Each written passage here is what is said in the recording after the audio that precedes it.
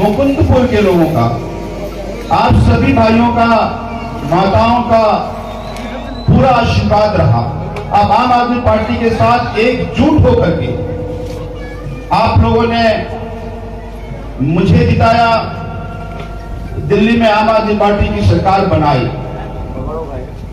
मुकुंदपुर की अपनी एक चुनौतियां थी। जब हम एक एक गली बनाते थे, दूसरी समस्याएं खड़ी हो जाती थी। हमने पूरे मुकुंदपुर को एक साथ टेंडर कराया। जब पूरे मुकुंदपुर को एक साथ टेंडर कराया तो साथ में सीवर का भी टेंडर होना था, लेकिन सीवर के टेंडर में थोड़ा समय लग गया। तो बहुत सारे साथियों का सड़क का काम आप शुरू कर दीजिए, क्योंकि जिस किसी गली में हम जाते थे, मौसम कोई भी हो, वहां कीचड़ दिखता था, लोगों को आने जाने में परेशानियां थी। तो जब हमने काम शुरू किया, काम शुरू होने के कुछ दिन बाद सीवर का भी काम अवार्ड हो गया। अब सीवर का भी काम शुरू करना था, तब तक आधा मुकुंदपुर बन चुका था। ये जो पिछला 2-3 साल रहा है वो बहुत प्रतिकूल समय रहा। 2 साल कोरोना के कारण कोई निर्माण का कार्य नहीं हो पाया। अब इस 2 साल काम रुकने के कारण कई परेशानियां आई। पहली परेशानी कि जहां कहीं भी नाला बन गया था, सड़क का काम रुक गया, सड़क बन रहा था तो नाला काम रुक गया, कहीं सीवर काम स्टार्ट हो गया। तो ऐसे में अचानक बहुत परेशानियों का सामना जगह जगह करना पड़ा। ये 2-3 साल आप सब लोगों को इस कारण से परेशानियां रही। अब कमोवेश हम उसको पटरी पर ला रहे हैं कि गली जहां बन चुकी है, हमने कहा सीवर काम अभी स्टार्ट नहीं करो, क्योंकि तुरंत ही बनी है, तुरंत स्टार्ट कर देंगे, तुरंत खोदना शुरू कर देंगे तो फिर से परेशानी हो जाएगी। तो जहां जहां गली बन चुकी है उसको अंत में हम स्टार्ट करेंगे। अब हम उस तमाम जगह पे काम कर रहे हैं। कुछ गलियां छूट गई थी जो हमने इकट्ठा टेंडर किया था। तो अब जितनी भी गलियां छूट गई हैं उन सबका हम बारी से टेंडर करा करके बनाने का काम कर रहे हैं, क्योंकि 2 साल तक ये काम पहले हो जाना चाहिए था, लेकिन 2 साल तक कोरोना के कारण कोई सैंक्शन सरकार ने नहीं दिया। अब पिछले 3-4 महीने से सैंक्शन आना शुरू हुआ, तो अब लगातार हम जो गलियां जहां कहीं भी छूट गया है उस गली के निर्माण का कार्य हम सब लोगों ने शुरू किया है। तो अब हम जहां जहां पे गली बन रहा है वो हर जगह कह रहे हैं हम साथ में सीवर बिछा दो, ताकि जो परेशानी जहां बनने के बाद आया है वो परेशानी का सामना न करना पड़े। तो मैं गली के सभी निवासियों को भी कहता हूं, और यहाँ पे हमारे जितने भी कार्यकर्ता हैं, सोनू, चंदन, तुम्हारा भी इधर ही है, जो भी हमारे कार्यकर्ता हैं, इनको फॉलो अप कर लेना है कि सड़क और सीवर जब बने तो साथ ही बन जाए, ताकि वो परेशानी का सबब ना बने। कई जगह जो सीवर वाले ने सड़क बनाया है उस सड़क की शिकायतें हैं, हमने कहा उसको दोबारा बनाना है, क्योंकि पहले ठीक से नहीं बनाया था, तो वो भी इंश्योर कर लेना, वो भी देख लेना है। बस कहने का उद्देश्य केवल इतना है कि 5 साल पहले का मुकुंदपुर और अब के मुकुंदपुर में आमूलचूल परिवर्तन तो आया है, लेकिन थोड़ा इसको सिस्टमैटिक करना है, क्योंकि 2-3 साल में आज की भी परेशानी बढ़ी और हमारे लिए भी संकट का समय था। अब हम इसके बाद भी हर कॉलोनी में बैठ के एक गली का मैं डेटा ले रहा हूं। कल से हम शुरू कर रहे हैं कि किस गली में अब क्या समस्याएं रह गई। कहीं पानी की समस्या है, कहीं पाइपलाइन की समस्या है, कहीं गंदे पानी की समस्या है, कहीं पे नाली उठा दिया, कहीं पे नाली नीचे कर दिया, कहीं पे सीवर बिछ गया, कहीं पे सीवर नहीं बिछा। इस तमाम तरह की चीजों को हम एक एक करके अब हाईलाइट कर रहे हैं और फिर उसको एक साथ समन्वय करके मैं ये कोशिश करूंगा कि अब 2023 का जो नया साल होगा वो नए मुकुंदपुर उसमें दिखे वो मैं कोशिश करूंगा। लेकिन 2-3 बातें बहुत महत्वपूर्ण है और थोड़ी चिंता का भी विषय है। जब मैं मुकुंदपुर में आता हूं, मुकुंदपुर में नशे का कारोबार बहुत है और मैं ये देख रहा हूं कि हमारे छोटे छोटे बच्चे उस नशे का शिकार हो रहे हैं, उनको नशे का लत लग रहा है और ये चिंता का विषय है। मैंने बहुत सारे एनजीओ से भी बात किया कि वास्तव में इसको हम कैसे ठीक कर सकते हैं और कुछ प्लान भी कर रहे हैं। लेकिन इस चर्चा में आपके बीच केवल इसलिए कर रहा हूं, एक उपाय तो यह है कि पुलिस इसको गश्ती करे, पुलिस ठीक करे, लेकिन आप जानते ही हैं कि पुलिस का क्या रोल रहता है। तो अब हमें पीछे बहुत सारे यूथ खड़े, मैं आप लोगों से भी ये निवेदन कर रहा हूं कि थोड़े से इनिशिएटिव लेकर एक जागरूकता भी चलाना है। बहुत सारे पेरेंट्स से कई बार आपको भी नहीं पता कि मेरा बच्चा कहां जा रहा है। अब वो बच्चा कई बार स्कूल जाता है, काम के नाम पे जाता है और वो नशे का शिकार हो रहा है और फिर कई बार एक ऑर्गेनाइज क्राइम का हिस्सा उसको फिर क्राइम कराने की तरफ भी धकेला जा रहा है। तो थोड़े से हम सोशल इनिशिएटिव अगर लें, ये जिम्मेदारी अगर यूथ ले ले कि इसकी जागरूकता चलाना है, एक एक घर जाके पहले माता पिता को ये बताना है कि अपने बच्चों पर ध्यान रखिए और दूसरा ये कहां कहां बिक रहा है उसका एक लिस्ट बना लेना, क्योंकि कोई एक आदमी शिकायत करेगा तो ये लोग वो लोग भी बहुत बदमाश है, कई बार लड़ाई झगड़ा करते हैं। तो कोई एक आदमी कंप्लेंट है, लिस्ट बना ले। मैंने ये प्लान किया है कि एक बार मैं सीपी से मिलकर पूरी लिस्ट उसको दे दूंगा और या यहां अगर कोई बेचने वाले सुन भी रहे हैं तो मैं उनसे भी कह रहा हूं कि मुकुंदपुर के बच्चों का भविष्य खराब मत करो, फिर आपका भविष्य खराब होगा। थोड़े से छोटे छोटे फायदे के कारण आप कई बच्चों के, कई परिवार का भविष्य खराब कर रहे हो। उसकी लिस्ट बना लीजिए आप लोग और फिर मिल करके, ये छोटे लेवल पे पुलिस नहीं कर सकता, ये कांस्टेबल ये सबकी मिलीभगत रहती है। जब तक हम ऊपर के अधिकारी को, ज्वाइंट सीपी को इन्वॉल्व तक नहीं शामिल नहीं करेंगे तब तक ये क्राइम नहीं रुक सकता। अभी मैं स्पेशल सीपी से मिला था 7 दिन पहले, मैंने उसको कहा, उसने कहा कि थोड़ा सा सर होमवर्क करके हमें दे दीजिए, हम उस पर काम करते हैं। तो इस पर थोड़े से आप लोगों को काम करना है। तीसरा मुझे ये लगता है कि कई बार लोग ये कहते हैं कि कोई जीते कोई हारे, मेरा क्या। एक बात सोचिए कि अगर 2015 में आपने अरविंद केजरीवाल जी को नहीं चुना होता तो किसी के बिजली के बिल 0 आ जाएंगे, ये सपना था। किसी का पानी कभी 0 आ जाएगा, सपना था। ये अगर हमने बिजली मुफ्त किया, अगर हमने पानी मुफ्त किया, उससे गरीब को फायदे हो रहे हैं।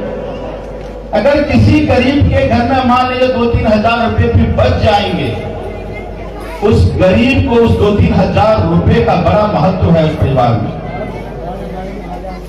आज ये केवल इसलिए हुआ क्योंकि 2015 में आपने 20 अरविंद केजरीवाल जी को चुना। काम देर या सवेर हो सकता है, लेकिन यहां बैठे कोई भी व्यक्ति ये नहीं कह सकता कि किसी भी आदमी को मैं कभी जोर से नहीं बोल जाऊंगा। मैं कभी किसी ने कभी जोर से नहीं बोलता। इसलिए नहीं बोलता कि मैं ये मानता हूं कि आपने हम जैसे आम आदमी को चुना, हमारी क्या औकात थी, क्या विसात थी हमारी। आज या दिल्ली या पूरा देश में लोग जानते हैं, तो क्यों जानते? चूंकि ने आप एक सामान्य से व्यक्ति को वोट करके विधायक बना दिया। तो कोई वोट नहीं था, वो उम्मीदें भी थी कि ये जो उम्मीदें हैं, ये व्यक्ति शायद हमारे जैसा है तो हमारे उम्मीदों पर खड़ा उतरेगा। तो कई बार लोग कहते हैं कि विधायक जी, अरे फलाना आदमी बहुत बदतमीजी कर रहा है, आप कुछ बोलते ही नहीं। मैं कहता हूं मुझे नहीं कहता, संजीव ठाकुर नहीं कहता, वो अपने विधायक को कहता है, जिसको उसने चुना है, जिससे उसकी उम्मीदें हैं। तो परिवार में भी लोग नाराज होता है अपने गार्जियन से, हमसे भी लोग नाराज होगा, क्योंकि हमसे उम्मीदें हैं, नहीं पूरा होगा तो नाराज होगा। जनप्रतिनिधि की यह जिम्मेदारी है कि अपनी जनता की बात को गंभीरता से सुने। मैं ये कतई नहीं कहता कि आपकी हर समस्या का समाधान मैं कर दिया या कर दूंगा, लेकिन एक ईमानदार प्रयास जरूर होना चाहिए। वो मैं दावा कर सकता हूं कि मैं लगातार प्रयास जरूर करता रहता हूं। पूरे दिल्ली के जाके कहते हैं कि नहीं, सारा काम बुराई लेकर चला जाता है, सारा काम बुराई लेकर चला जाता है। तो दिन रात लगने के बाद ये काम हो पाते हैं। भाई आपने 3 लोगों को चुना, आपने सांसद को चुना, मुझे लगता कभी किसी गली में कभी आए होंगे, प्रोग्राम में गाना गाने जरूर आते हैं, वो अच्छे गायक हैं, लेकिन नेता अच्छे नहीं है। पूरे विधानसभा में एक काम हमने कहीं नहीं देखा जो सांसद जी कराए हो। कई लोग कहते चलो जी उनके पास 10 विधानसभा है, पार्षद मेरे पास तो 5 पार्षद है। ये जो 5 बीजेपी के पार्षद हैं, बताइए मुकुंद कौन गली सड़क बनाया? पूरे विधानसभा में एक भी पार्षद एक गली सड़क का निर्माण नहीं कराया। और जब कहने जाइए तो कहेगा पैसे नहीं है। तो पैसे नहीं है तो पार्षद क्यों बने? अगर इतनी हैसियत नहीं है कि पैसे ला पाए आप, तो पार्षद नहीं बनना चाहिए। दूसरी बात कि अभी मैं देख रहा हूं कि मुकुंदपुर में भी आए होंगे, सबके घर में चिट्ठी आ रही है हाउस टैक्स का। आया है यहाँ चिट्ठी आने वाला है, और 2005 से आ रहा है। 50 गज के मकान का 5 लाख 6 लाख।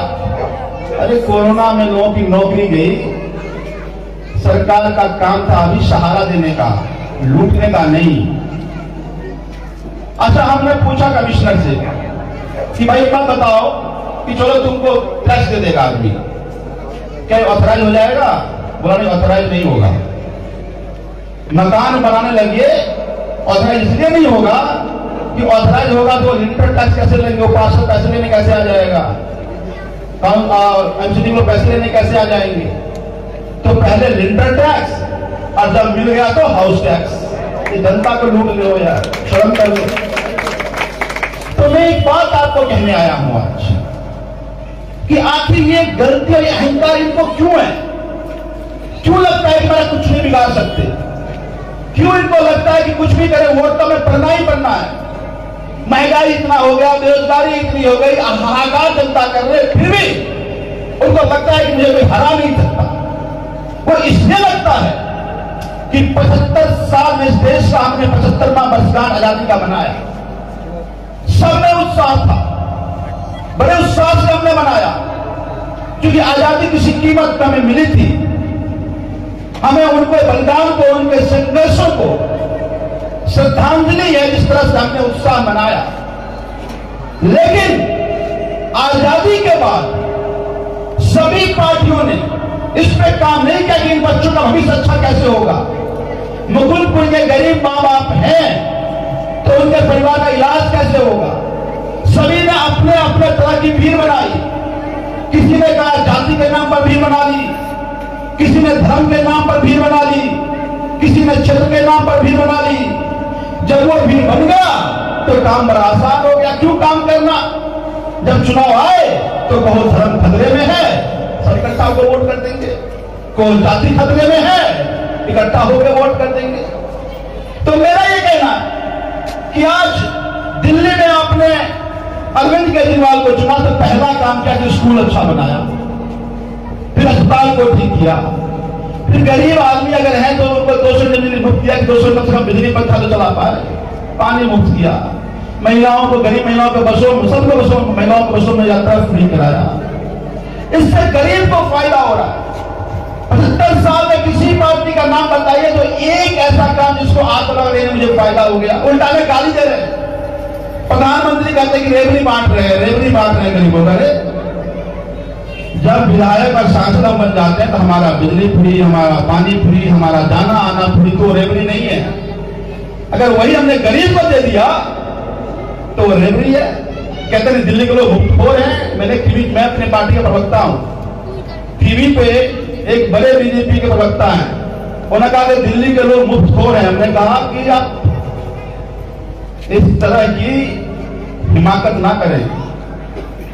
जनता सबसे बड़ा स्वाभिमानी है, मुफ्तखोर तो आप हैं, जिसने गरीब जनता का वोट लिया और अमीरों को फायदा पहुंचाया, गरीबों को कुछ नहीं मिला। तो मैं बस इतना कहना चाह रहा हूं आप सब लोगों से कि कोई अब ये देश आगे कैसे बढ़ेगा? केवल जाति के नाम पर लड़ने से देश तो आगे नहीं बढ़ेगा, धर्मों के नाम पर लड़ने से देश तो आगे नहीं बढ़ेगा। जिस दिन इन बच्चों को अच्छी शिक्षा मिल जाए, रोजगार मिल जाए, तो देश आगे बढ़ेगा। तो तय आप कीजिए कि धर्मों के नाम पे लड़के, जाति के नाम पर लड़के हमको समाज को बदतर बनाना है, या जो अच्छी शिक्षा, स्वास्थ्य, रोजगार की बात करे उसके साथ खड़ा होना है। कोई भी अगर ये कहने आ जाए कि हमारी जाति खतरे में है, तो नहीं, हमारे बच्चों की शिक्षा, स्वास्थ्य खतरे में है। कोई ये कहना है धर्म खतरे में, तो नहीं, हमारे बच्चों के रोजगार खतरे में है। जिस दिन ये शिक्षा, स्वास्थ्य, रोजगार के नाम पे वोट बढ़ेगा, मैं दावे कर सकता हूं ये देश नंबर 1 हो सकता है। इन बच्चों को केवल शिक्षा अच्छी दे दो। एक बात बताइए, आपके घर का आधा खर्चा कहां हो रहा है? या तो बच्चों को पढ़ाने में या घर के लोगों का इलाज कराने में।